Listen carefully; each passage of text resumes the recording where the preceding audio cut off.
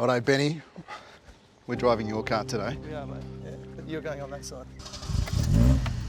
Today we are driving a very special car, my 1968 Alfa Romeo 1750 GTV, one of my favourite four-cylinder coupes, probably one of the better cars on the planet. It was a car which was produced as it looked from about 1968 through to about 1971-72, and it was noted for being designed by a guy called Giorgetto Giugiaro. It was probably one of his more famous designs of the early 60s that made its way through to the mid 70s. And this one's different because its colour combination sets it apart from the majority of Alfa Romeos of its type. Everybody regards them in red. This car left the factory in light silver with a red leather interior, and it adds to its sculptural appeal. It looks like it's honed out of something. It's a beautiful car. Today is very special because I'm taking my friend David Belford for a drive in my car. Dave, being a slight naysayer of the qualities of Italian cars, is going to come round to its merits and its virtues. No, you're not worried at all, are you, Benny? Welcome to the Alfa, Dave. Thanks, mate. The reality of this car is that this is the single best four-cylinder coupe that's ever been mass-produced by anybody. And the sooner you come to realise that, the better for you. It's a beautiful car. Not to mention the seats you're sitting in. Well, I'm not quite sure if my back's on the backrest or on the seat. I mean, They're beautiful, mate. I feel like I'm They're sitting. beautiful seats. Everybody wants I've got batwing to say, seats. but it's not the most comfortable seat in the world, is it? Seriously. You're never comfortable in anything, mate. No, I'm comfortable No, in okay, some they're not the cars. most comfortable seats in the world, but they are beautiful. Alfa Romeo, in their heyday, were like Porsche is today. They were the Porsche of Italy. Right. They were. Yeah, well, massive. We won the first. Manufacturer. Alfa Romeo won the first Formula One World Championship. Right. Significant. We won Well, multiple but that was a long sports car time ago. world There wasn't many championships. manufacturers going. Doesn't matter when it was. Yeah. We won Le Mans. We won Le Mans before Porsche did. Right. Well Dude, before. Yeah, Porsche. yeah, that's true. No, that's true. We had the greatest engine. In fact, it's probably fair to say that one of the greatest engine designers ever designed the engine in this car.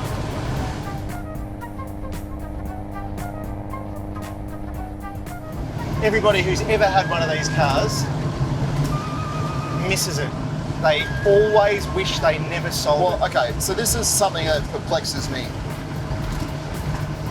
Alfa Romeo people seem to be Alfa Romeo people. There's nothing else that exists other than Alfa Romeos for Alfa Romeo. Unlike Porsche people, MG people. I get Porsche people probably have a Ford couple of different people. cars in the garage. But Alfa guys, not it's true. only Alfa. No, mate, Nonsense. I've been not to true. Alfa Concord, and I've talked to people, and you would swear that no other car existed. Henry Ford always said he always doffed his cap to a passing Alfa Romeo. Really? And at the end of this experience, you will too. The joy of driving an Alfa Romeo is one of those things people of my age and older, they discovered when they were young. They have the opportunity to drive an Alfa Romeo, and there's something about the gear change and the way the engine revs and the sound of the exhaust and the steering weighting, and all of these things go together to make it just a fun experience. You can't be overly academic about it. The cars aren't, none of them were ever perfect, but you just want to drive it more and more and more. You want to go around corners more, and you want more opportunities to change gear and use the brakes. And as a sum of all the qualities that go into driving a car, they are rewarding cars. Whoa, there's shit. Holy shit. I got him. Cheerio, lads. There's nothing to grab onto as a passenger either. It's because the seats, those batwing seats, Yeah. are holding you in perfect precision. Jabbing me in my ribs. The problem is that you're not European, That's true. so you will never understand it. And I feel sorry for you now. It hangs on, I'll give it that. See, I was a bit, well, I won't know until I drive it, right? Yeah. But to me, the way they look when they sit, they're always bummed down, Yeah. front up. So you think they look like they're going to understeer their way into the scenery? No, I reckon, I always felt that they'd be a bit nervous mid-corner. Yeah. I am sweating from every orifice right now. Yep. It is coming out of me like nobody's business. You're not doing any work, mate. You're just sitting there. It's true. That's how hot it is in here. I'm going to make a big statement. Big statement.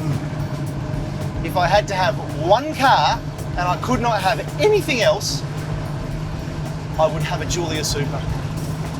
It's true. Oh man, we've had this discussion before. That's a massive call. One car in all of the cars in the world. You could drive it to the shops, you could drive it to work, you could take it on a rally, you can race them, you can rally them, you can take the kids to school, you can put a set of 4 15-inch wheels in the boot and close Well, it. Ben's very good at talking. He does a lot of talking, and I'm just looking forward to getting into the driver's seat and actually seeing what it's like for myself. And now Dave is driving my car. It has a beautiful interior. It has a beautiful I don't interior. care about the interior at the minute, I'm driving. If you went to a cafe that was that nice in here, you'd never leave. All right, got to give the brake a couple of pumps to get it pedal to come up. I think that's second gear you want. Match the revs in second. Oh, geez. Okay, now we're talking. Right, get him. Oh, yeah. Look, it's fun. It's a lot of fun. I'm going to give you, I'm going to let you know, And it's beautiful. it's fun. The engine sounds beautiful. And it looks beautiful. The engine looks beautiful. Pretty little engine. It's a little twin cam engine, all aluminium. It's one of the great engines, David. You know It's that. one of the great engines. It is beautifully engineered for a 50s engine.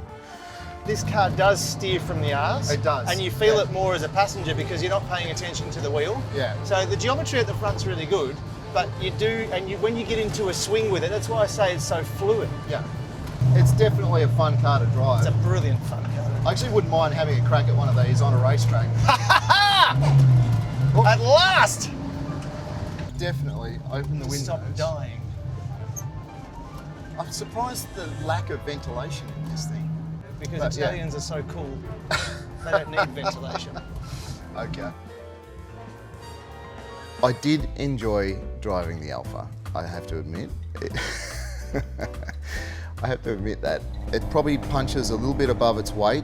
It's not a massive horsepower car, but it revs nicely. I had a lot of fun throwing it into the corners. It's a bit inspiring, the exhaust notes, so you feel like, okay, well, let's go. You know, give it a bit of juice and off we go.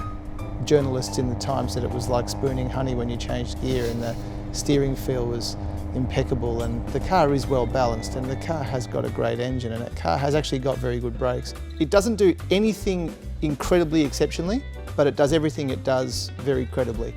It's one of those cars that does make you want to drive it faster.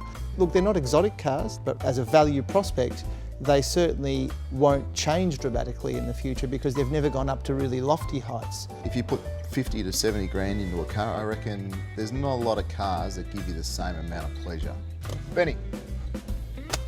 Thank you, buddy. Nice car. Nice car.